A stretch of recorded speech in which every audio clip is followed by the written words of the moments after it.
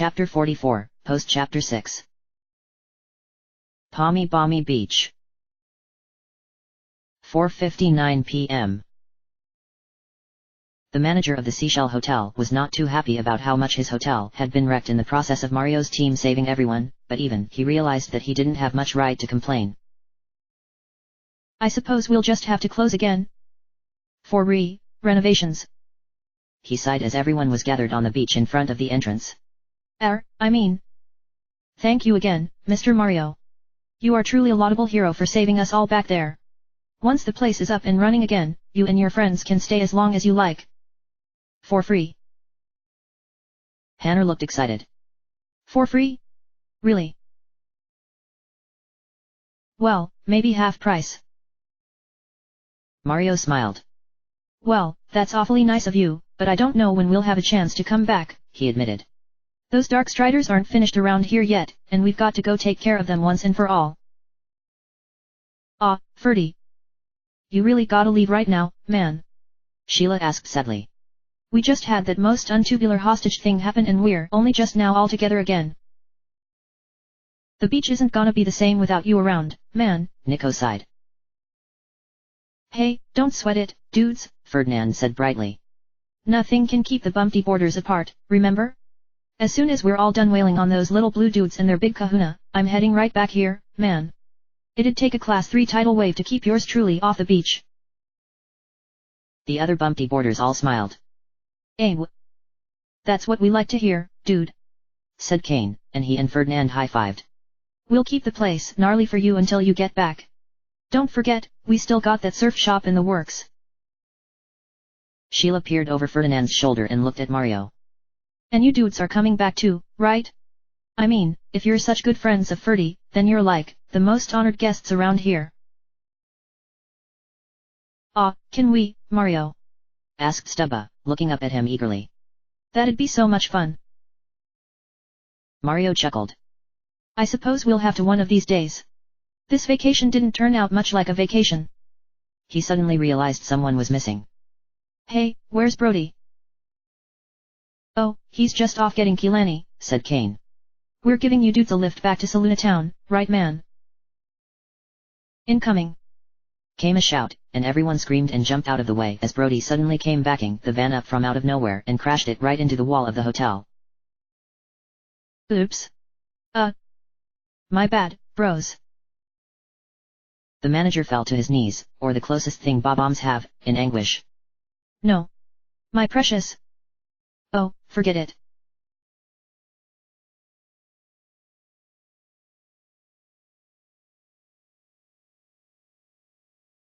Saluna Town. 12 o'clock noon. Once the bumpy boarders had dropped off Mario's team back in town, bidden farewell to their fearless leader, with another chorus of BUMPTY boarders forever, and headed back for waves unknown, Mario immediately started showing Ferdinand around town. There were a couple of places he was eager to explore with the help of his latest partner. I actually noticed this a while ago, he said, pointing up at a group of sparkles that were perched on the roof of one of the houses. I could never reach them before, but with you I can do it, Ferdinand. And then you can finally get upgraded. Righteous. I like the way you think, Mario dude.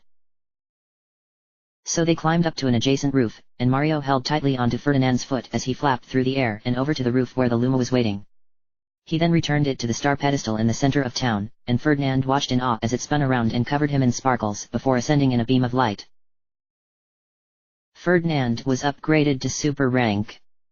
He can now use Ice Block to attack all enemies and possibly freeze them solid. Sweet, was all he said.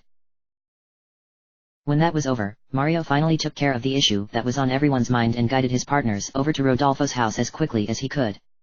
Mario's heart was pounding in excitement. After all this time, they'd finally found all the Sun Souls and the Guardians who owned them. Now all that remained was for them to confront King Shroud and put an end to all this. Mario didn't really know how they would go about that, but he hoped Rodolfo did. So what do we do now, dudes? Ferdinand asked eagerly as he waddled up to the front of the group. We've got all the sun thingies now, right? So do we just whip out some gnarly guardian powers and unwhack everything? Actually, we don't really know what we're doing from here, Ferdinand, Mario admitted. I was starting to think we'd never make it this far. But I bet Rodolfo can tell us what to do. They walked up to the door and Mario gave it a knock. As they all stood waiting, he started tapping his foot and drumming his fingers. Now that they had all the Sun Souls, he was really excited to see the others again.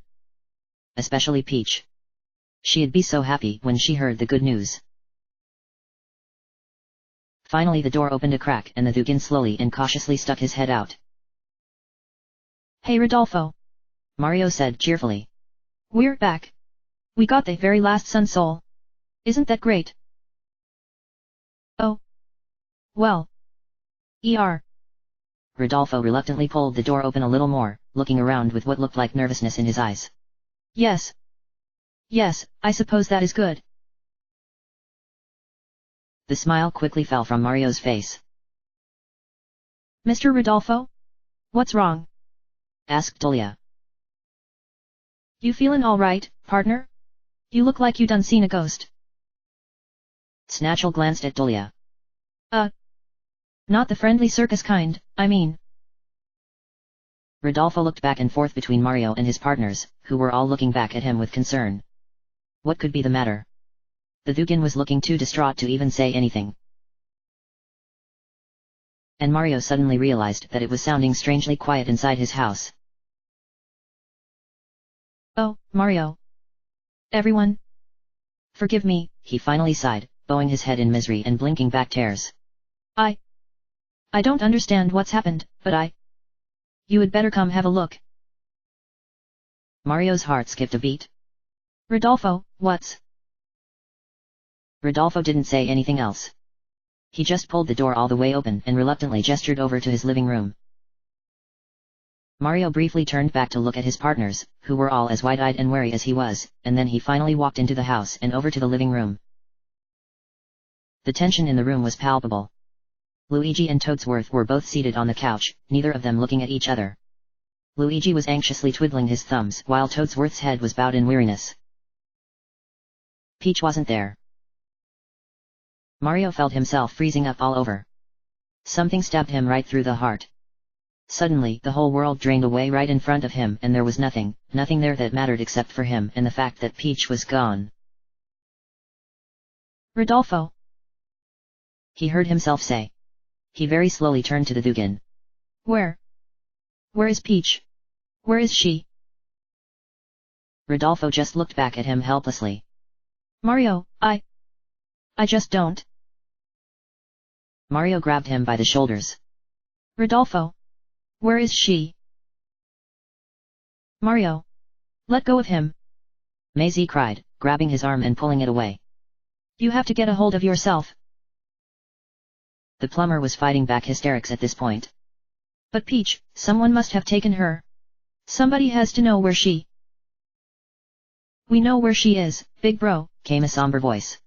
Mario and the others turned to find Luigi looking up at him. We think so, anyway. And as Mario got a good look at him, he suddenly realized something else. You and Toadsworth. You're not split anymore. I'm afraid you're right, dear boy, Toadsworth sighed. I wish we could be happier about that, but... Oh, goodness. You guys were right, brother. Our other halves. They were in the Temple of the Sun. With that King Shroud guy. Luigi said unhappily. We remember the whole thing.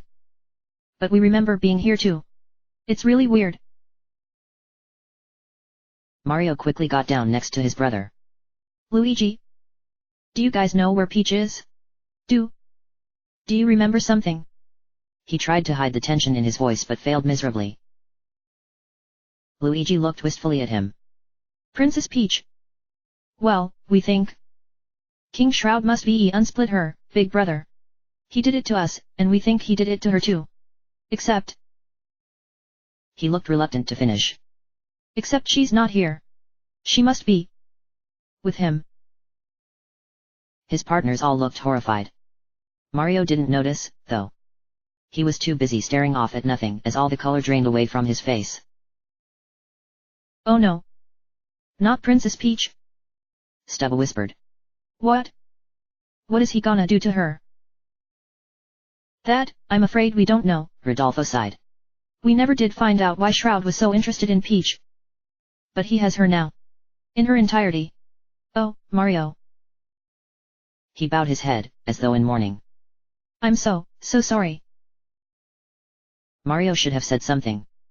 He should have lashed out, he should have gotten angry, he should have done a lot of things.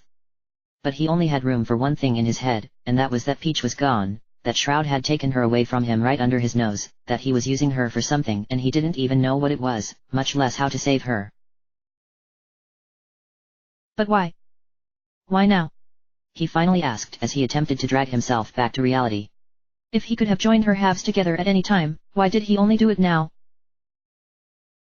Rodolfo just shook his head again. We don't know that either, Mario. We don't know anything about. Then I'm finding out, Mario snapped, jumping to his feet and pushing everyone out of the way as he stomped over to the door, not even bothering to give them a look. His partners briefly stared after him before they hurriedly followed him. Mario. What are you doing? Asked Tanner. Mario, where on earth do you think you're going? Rodolfo demanded. If no one here knows what's happening to Peach, then I'm finding someone who does, Mario said sharply, still not looking at his partners as he stepped out of the house and into the street. And then came to a stop and pulled out the Ian hourglass. His partners all started at the sight of it.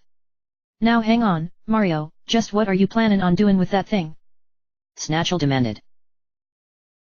We don't know what Shroud wants with her, but his lackeys do, said Mario. And they're always in Nightside, aren't they? Without waiting for a response, he tipped the hourglass over. Before his partners could react, the flash had enveloped them and they were all gone.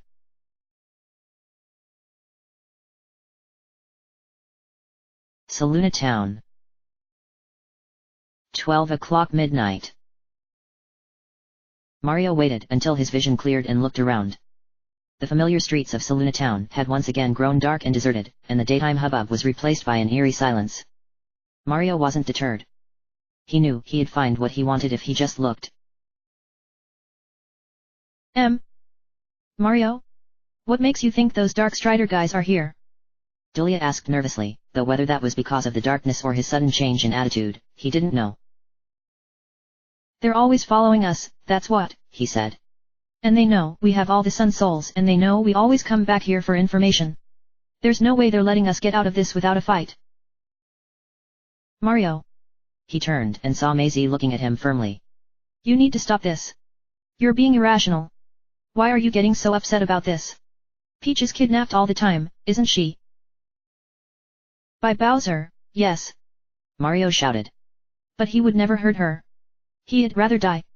The last time Peach was kidnapped by somebody else and she hadn't escaped by now,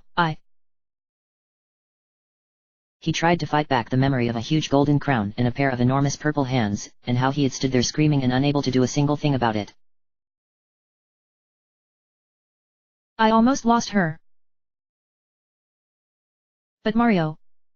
We don't know if Peach is really in trouble, Stubba said timidly. Maybe she's okay. Maybe she got away this time. Maybe. But we're finding out for sure. Mario said quietly. And those Dark Striders are the only ones who know what's going on. We're finding them. After a few minutes of walking through town, Mario's suspicions about them turned out to be right. He suddenly came to a stop as he heard the sound of someone skittering across the roof directly above them. You hear that? Hannah whispered, looking up at the roof. I sure did. Not only that, but he could make out a dark, imp-shaped figure crouched on top of the building, and he was sure it was gazing down at them. Dude. It's that gnarly green chick from the hotel. Ferdinand realized. What's she doing here? You guys wait here, Mario said in a low voice. I'll take care of this. He slowly and cautiously turned into the alley that separated the building from the one next to it. He looked up at the roof, took a deep breath and braced himself, and then performed his wall jump, bouncing back and forth between the walls before he finally scrabbled onto the roof and hoisted himself up. You. Hissed the dark figure, and he instantly recognized Riz's voice. Me, he agreed, and he threw himself at her before she could even react. Several minutes later, Riz was on the ground and surrounded by Mario and all of his partners in an impermeable circle. She was bristling and hissing in exasperation, but she knew she couldn't get away.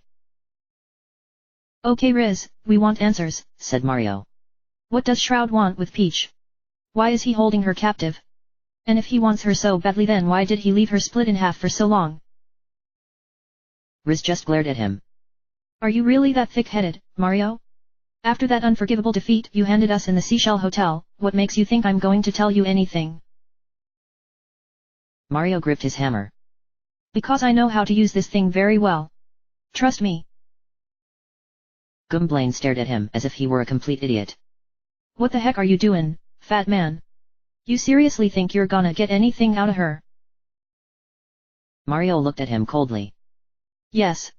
I seriously do. He turned back to Riz. I'm warning you. You'll be much better off if you tell us what we want to know. Because if anything happens to her, if Shroud does anything to her, You're out of your mind. Riz shouted, catching Mario by surprise and shoving him out of the way. He gasped as he collapsed to the ground and Riz took off, scampering off into the darkness. Where do you think you're going, freak show? Gumblane snarled in a very loud voice as he jumped directly in front of her, baring his fangs and bearing down on her with a threatening air that Mario hadn't thought possible for someone so short. His glare seemed to pierce through her as she gasped and actually took a few steps backward at the sight of him, staring back at him with frightened eyes. Mario realized to his surprise that Gumblane was using Intimidate on her. She was too scared to run away. Thanks, Gumblane, he said breathlessly as he and the others walked up to her. The look Gumblane gave him was no less cruel. Don't thank me. This is your dumb fool idea. You deal with it. Right. Okay. He turned to Riz, who was still trembling slightly. This is your last chance, Riz. You tell me what Shroud is doing to Peach. And don't try anything funny. Obviously trying to salvage some of her pride, Riz turned to him with a sneer. I have a better idea, she said. I'll tell you what you want to know, Mario. As long as you do something for me.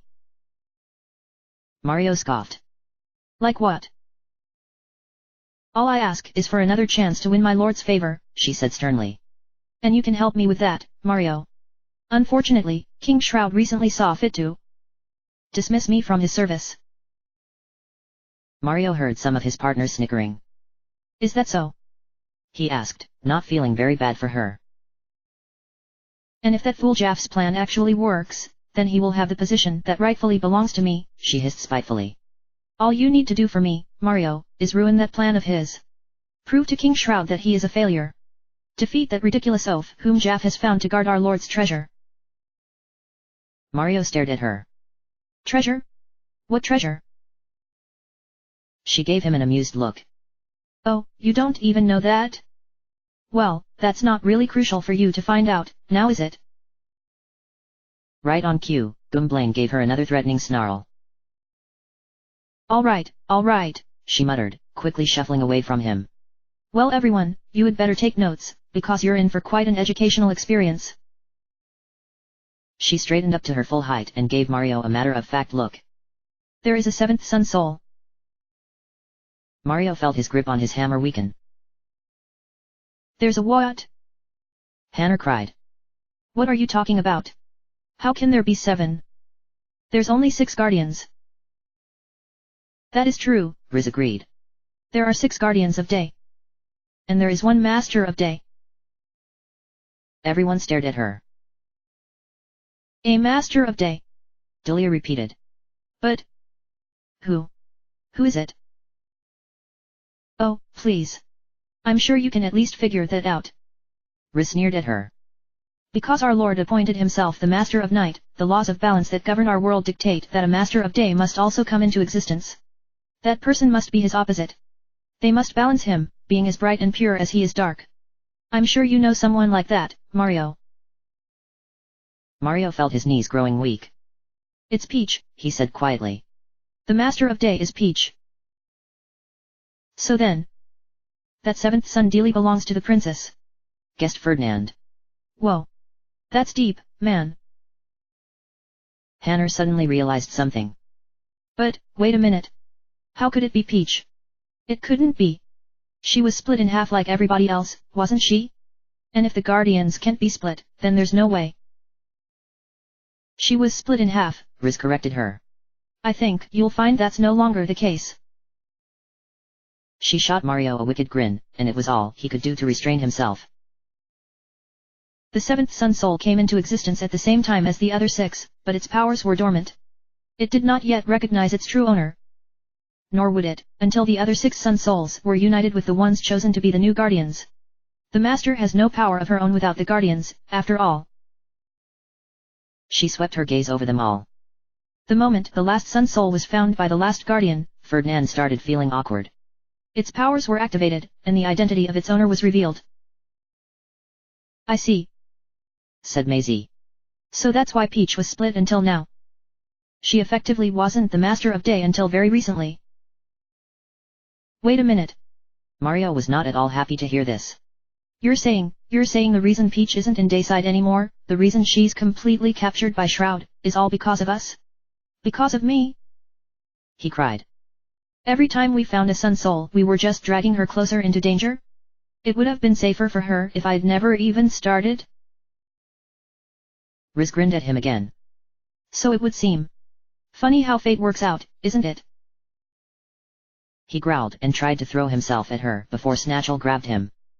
Would you calm down already? I know you're worried about Peach, but this ain't the way to go about it. What is he going to do to her? Mario demanded. What is he going to do to Peach? Well, the answer to that should be self-evident, Riz sniffed. Our Lord's plan wasn't to separate day and night, after all. It was to completely eliminate day. And what better way to do that than to eliminate the Master of Day, whom you were kind enough to bring into existence, Mario? There was a roaring silence, broken only by the hammer dropping out of Mario's nerveless hand and thudding onto the ground. You can't, he said softly. No. No. He's not, you're not serious. I am always serious. The partners were staring at Riz in horror. Mario was staring at nothing. He was staring into a dark abyss that swallowed him up as he grabbed at his head and his knees gave out from underneath him. This wasn't happening. It wasn't. Peach was kidnapped for a lot of things, for love, maybe, to be used as a pawn in an evil scheme, yes, but not to be killed, never to be killed. Mario? Stubba cried in alarm, starting to shake him, but he was too far gone to do anything about it. He thought he felt tears running down his face, but it didn't even register. It wasn't right, it wasn't fair, even the last time he had almost lost her he had been right there to save her, but now she was gone and she was missing and someone was going to end her game and it was all his fault. Mario! Hanner shouted in his ear, and he jolted back to the real world. He looked at the worried looks his partners were giving him before he buried his face in his hands. I'm so sorry. If you're really that concerned, Mario, then I think you'll appreciate my proposition, said Riz, not moved at all by his plight. As I said, Jaff has found someone to protect this seventh Sun Soul. It is absolutely crucial to our Lord's plan that Princess Peach not have that Sun Soul in her possession, for she will then grow powerful enough to be his equal. Then I guess we had better get that Sun Soul to her before it's too late, hey? Said Hanner. So where is it? In King Shroud's fortress. Only a Dark Strider knows the way there, but I can transport all of you there, if you so desire. Mario nodded. Then do it. Hang on. Hanner grabbed Mario by the shoulder and steered him away from Riz. Mario, do you really think we should be trusting her this much? I mean, if she wants us to lose, then why's she helping us? Because she thinks we can beat Jaff.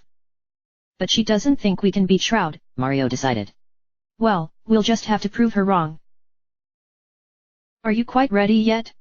I don't have all night. Riz snapped at him. And make sure you don't humiliate yourselves while you're there. This is all for me, you know. Mario turned back to her. All right. We're ready. Get us to King Shroud's fortress. He and all the partners slowly drew in around Riz as she lowered her head in concentration. Beads of sweat started to form on her forehead as she muttered something under her breath, and then finally she raised both arms high above her head. Mario and his friends gasped in shock as a huge plume of black smoke suddenly came spiraling up from the ground, surrounding all of them and smothering out the outside world. They nervously crowded together as the air around them grew cold and the world seemed to vanish around them. Then the smoke dissipated, and the streets of Saluna Town were deserted once again, leaving no sign that anyone was ever there.